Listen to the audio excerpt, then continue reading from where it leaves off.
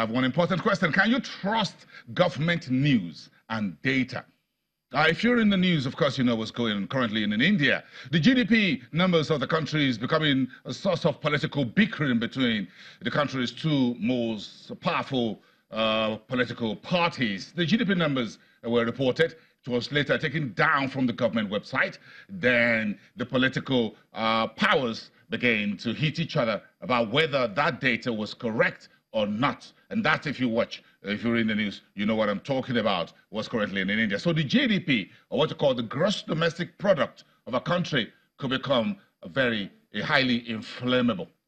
Ray Chebere, the veteran business journalist and the CEO at the Center for Financial Journalism. Ray, this is very interesting. When data, which are basically economic, becomes a tool of political bickerings and fight. Of course. Why? If you are in the opposition. I said numbers don't tell lies. No, if you are in the opposition, you always try to see what the government in power is not doing right. And like we talked about the recession,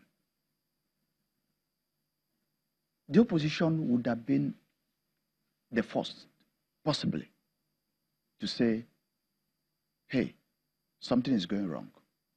Though the National Bureau of Statistics has not given us the information. But then, I think what is happening in Nigeria now is very, very, I must commend the government of today. What we get from a number of the agencies are actually good data, timely data. Does this data, do they have to be positive or negative?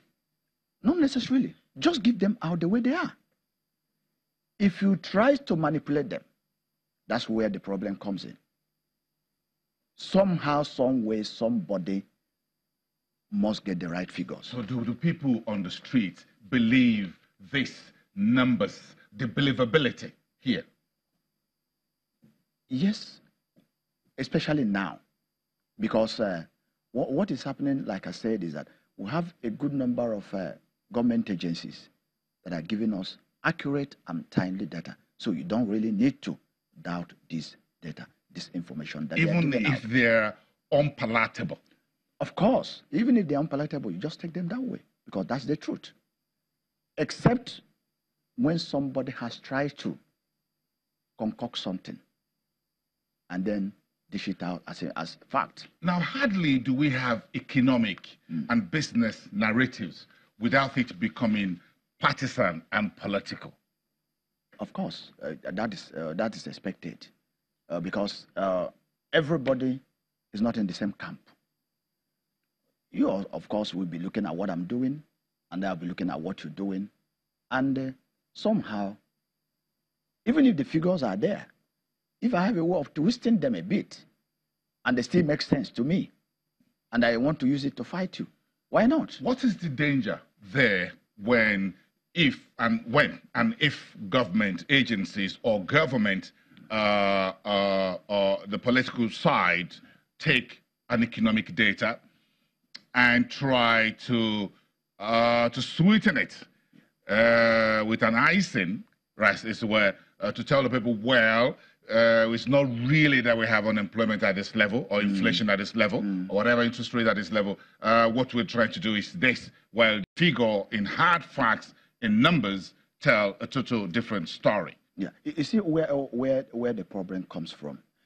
The government may be approaching that issue from one perspective, and some other people may be. You don't just have one way of calculating a particular, maybe say unemployment figures or GDP figures and all that. If you're talking about GDP figures, you can be approaching it from, say, a total production in the entire system, or some other person may be saying, no, let me look at it from the consumption, aggregate demand, and this thing and all that. At the end of the day, you are not likely to have figures that will really synchronize, the exact figures. The two figures may not be the same, but that doesn't mean that yours is absolutely wrong, and mine is absolutely right, and all that.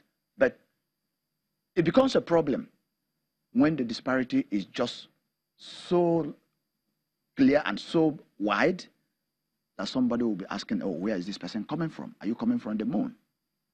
And the interesting thing today, too, is that the international community is interested in every country, including Nigeria. So when you are measuring your own unemployment or employment, trying to get your own data, some other people are also doing the same thing. So if you tell a lie, somebody will tell you, no, you're telling a lie.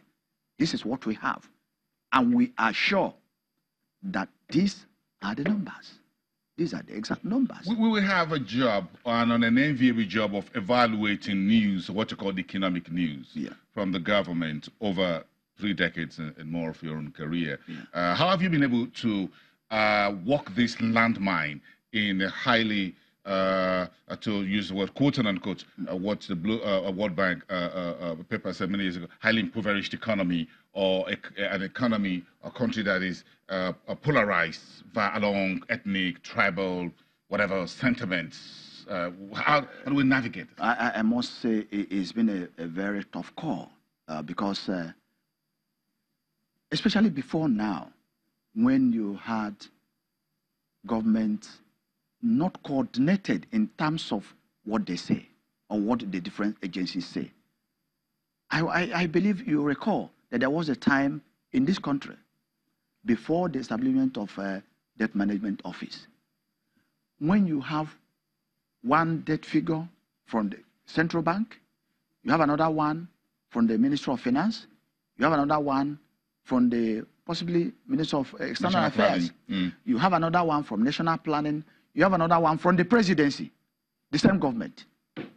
Which one would you take? Which one would you report? It was a crisis. But it does appear that those are being rolled into history gradually, those challenges. But now, we'll be focusing on how to analyze this data, not... So we have the DMO, and the debt office says the Nigeria's external debt or total public debt is XY, and it goes on social media, for example, and there's a lot of fireworks. Beyond that, you will now ask, what is the implication for the man who is just there trying to make out a living? Yes, so the man picks up his phone and says, if this administration has piled up more external debt or more debt than the previous administration, then it means that I'm poorer. That's the way he sees it. So he tweeted. So I put it on his Facebook. He goes ahead. Or on Instagram. He goes ahead to do that. But you, the financial journalist, will look beyond that. People believe, no. What you now say... Well, people believe the man who's making the noise. No. So it's poverty. It's poverty, unemployment. Absolutely. Of course. You take that anyway, especially because that suits your fancy. As a very impoverished person, oh, these people are even going... They've impoverished me, even going to impoverish my children. It gets worse. The hope, I mean, you tend to believe... Of course, everybody tends to believe that. Everybody tends to believe that. That's.